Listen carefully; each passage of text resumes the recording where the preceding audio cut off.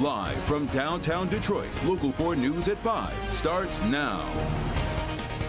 The ghouls and goblins getting ready to roam the streets. Trick-or-treaters putting their finishing touches on their costumes. Some are already getting their candy buckets filled. Halloween in the D is going on right now at Detroit police precincts and fire stations all over the city. This is a live look at the fun at the 12th precinct right now. There will be scares along with chills tonight. Look, you want something scary? How about this shot? This is a live picture from Holland, over on the west side of the state, getting plenty of snow. Looks more like Christmas than Halloween, but we're glad you're with us on this Halloween 2023. I'm Devin Skillion. And I'm Damon Fernandez. Snow is a concern for trick-or-treaters tonight. Let's get right over to Kim Adams, who is in Northville right now. And Kim, it's looking a bit chilly out there, and I hate to see that snow out there, too. I know. No one's dreaming of a white Halloween, but it's what we're going to get later on. But right now it is dry. I'm in Northville, right in front of the Northville City Fire Department. They have just washed the trucks, got them all ready to go, and they're going to pull them out into the street and block the streets off here in the next few minutes. And then all the streets around here are going to be completely shut down so the kids can go house to house safely when it gets dark. So they're the barricades they've just gotten out, and they'll be barricading this off. It starts at 6 o'clock tonight. So everyone's inside now, getting their costumes all ready. If you're near Northville, make sure that you come on out because this is going to be a nice, safe place for the kids. Let's get to the forecast, though, because even though it's dry right now, don't let that fool you. Look what's happening here on Exact Track 4D radar. We are starting to see some returns, a few snow flurries flying, and those will pick up in coverage here over the next couple of hours as we go through trick-or-treating. So if you're on the east side, you'll be dry a little bit longer, but west side already starting to get a few snow showers. Temperatures tonight are going to be dropping down into the low 30s as you go throughout the next several hours. Expect the wind chills to be right around 32 degrees. I'll be back with another look at the forecast, but keep that Forewarn weather app handy. If you're headed out, it will tell you exactly when it's going to snow in your neighborhood. Built for nights like tonight. It's cold. Yeah, exactly right. All right, Kim, back to you shortly. We would love to see the spooky fun that you're getting into today and tonight, so you can upload your photos through My Pics at clickondetroit.com, or while using the Click on Detroit app, your pictures could end up on the air right here at Local 4. All right, right now we want to get you to some breaking news happening in Bloomfield Hills. Crews are working to put out a fire in this large home just off Lone Pine and Woodward. It started out with smoke coming out of the roof and has steadily progressed ever since. Our Mara McDonald is there live for us tonight. Now, Mara, what can you tell us about? Demond, first of all, let me show everybody what I can show them at this point. You know, this is a very heavily wooded area of Bloomfield Hills, which means that I can't give you a real good look at the home in totality right now. However, you can see that they've got the ladder trucks stretched up there. They're pouring water on the roof. Neighbors tell us that the roof has indeed collapsed. So let's immediately get to Sky 4 so you can have a better idea of what firefighters are actually dealing with. This is a substantial home. We're talking about easily 10,000, perhaps more square feet. And it's interesting because in talking to some of the neighbors out here, they say the fire in earnest started probably around 2:15 this afternoon. That's when they first started seeing white smoke coming up through the roof.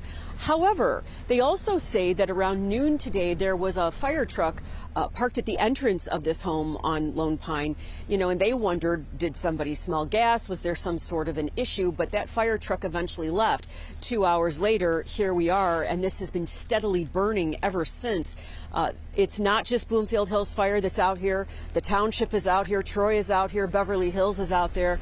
And it looks as though they're bringing in further reinforcements because if anything, this appears to be gaining steam. When we first rolled up out here and had to park off of Woodward because they'd closed down Lone Pine, you just see an enormous plume of colored smoke coming out of here. Not white, it's more like yellow, brown, and black. So this is actively burning right now. We're live in Bloomfield Hills. I'm Mara McDonald, Local 4. Yeah, we've been watching it billow for hours. Let's hope everybody's okay over there. Thank you, Mara. New at 5. We're turning now to the growing reaction to that long-awaited independent report in the 2021 Oxford High School shooting. The report finding that the school and some of its officials did not do enough to prevent the shooting from happening. Paula Tutman spoke with the family of one of the victims about this new report just issued last night. Paula. Yeah, you know what, this is definitely not flattering for the school system, and you can also imagine it is incredibly painful for the families and the victims. The Guidepost Solutions report, a third-party investigation commissioned by the Oxford School Board, after nearly a year of investigating, has produced a 572-page document that, for much of it, is tantamount to a scathing rebuke of how the district, from the top down, missed signals, opportunities, and basic common sense in doing what it could have done to prevent the shooting at Oxford High School November 30th, 2021. In which 4 students were shot and killed by a fellow student, and 6 students shot and injured along with a teacher. One line on page 6 sums up the findings. Our investigation has revealed that had proper threat assessment guidelines been in place and district threat assessment policy followed, this tragedy was avoidable. It's mind-blowing. Megan Gregory's son survived physically. Keegan watched Justin's execution in that bathroom. He ran from flying bullets and is still suffering PTSD. I always thought after it happened, everyone did everything right during it. And reading the report, seeing the missed opportunities to save Justin and Keegan hurts. To me, that was miss after miss after miss.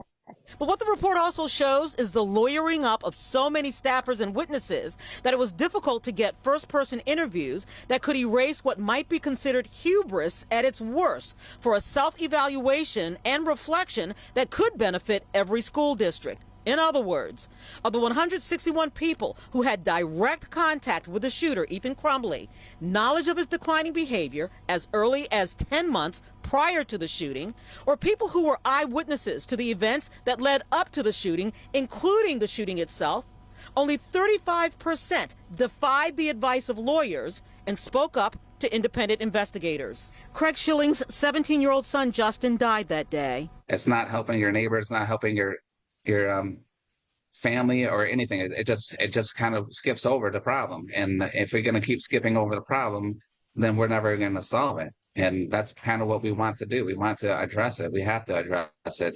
We cannot look the other way. The prosecutor's office, the Oakland County prosecutor's office, already made it clear none of these people are going to be charged with a criminal crime. So don't tell me, Mr. Lawyer, that they have a Fifth Amendment right against self-incrimination, because the prosecutor has already publicly said there will be no charges. So for its part, I did ask for some sort of response from Oxford Community Schools, and I did get a written one this afternoon. I'm just going to give you the broad strokes of it. It just says, basically, it's a long report, and we will share our response once it has been thoroughly reviewed. It is a really big report and a lot to go through. They also go on to talk about they are dedicated to the excellence and empathy of their students, committed to making decisions that ensure the well-being of every student and staff member within the district, et cetera, et cetera. We're going to put the full letter from the district on our website. Click on Detroit.com. By the way, Ben Johnson says, look, this is the beginning of accountability, certainly not the end, guys.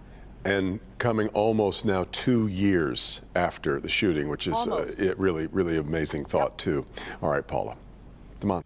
As the war between Israel and Hamas continues to escalate, we get a unique view from inside Gaza as Israeli forces launched phase 2 of their war against Hamas. An aid worker on the ground in Gaza refused to leave his work and his home as the air and ground assault intensified. Jay Gray has the story of 36 hours inside Gaza, reporting from Tel Aviv, Israel. There was a total electricity blackout. Darkness and explosions in the distance were the first signs for Mohammed Shalabi that things were changing in northern Gaza. This was all coupled with the rumors that the Israelis were about to have a very vast ground invasion. So you can imagine the level of anxiety that the people were living in. That night, the rumors became reality. We witnessed the most vicious attacks on the north of Gaza. They were aerial bombardments, naval fire, and border fire altogether. Every once in a while, the sky would turn into an orange color. We weren't sure whether those were targeting residential areas. We weren't sure whether those were targeting the borders. We were just hoping that this bombardment would never reach us. But hours later, it did. I was sitting with my kids on the sofa, and suddenly there was a huge explosion.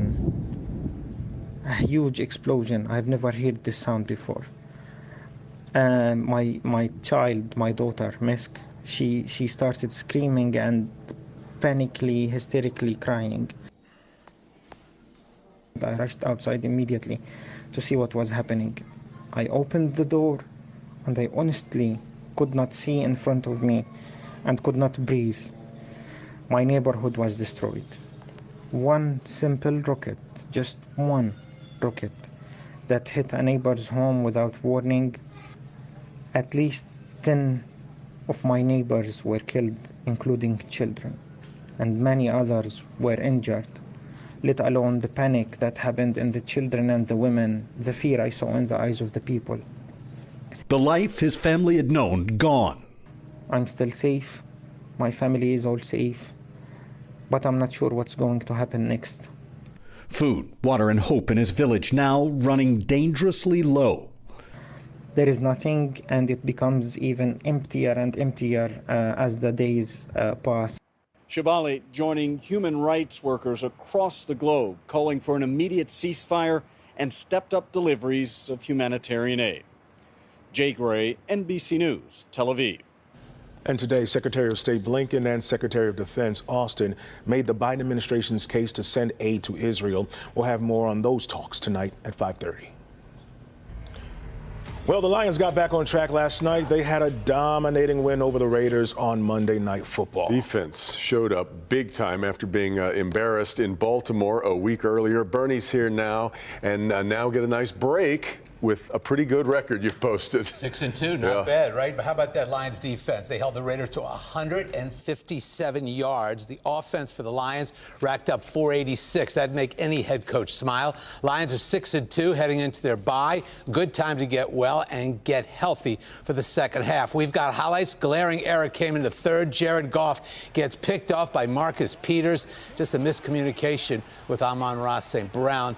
That cut the lead here, 16-14. As he goes 75 yards for the touchdown. Jahmyr Gibbs, though, he saved the evening for the Lions, carried the ball 26 times, 152 yards, including this 27-yard beauty in the fourth. Gibbs was unreal. Today, Dan Campbell said, watch this leap. Help me up here. Come on. There you go. Campbell said, thank goodness the bye week is here. This is perfect timing. This is exactly when I know you really want it. I just know for where we're at, it's perfect. Here we are after 8 weeks.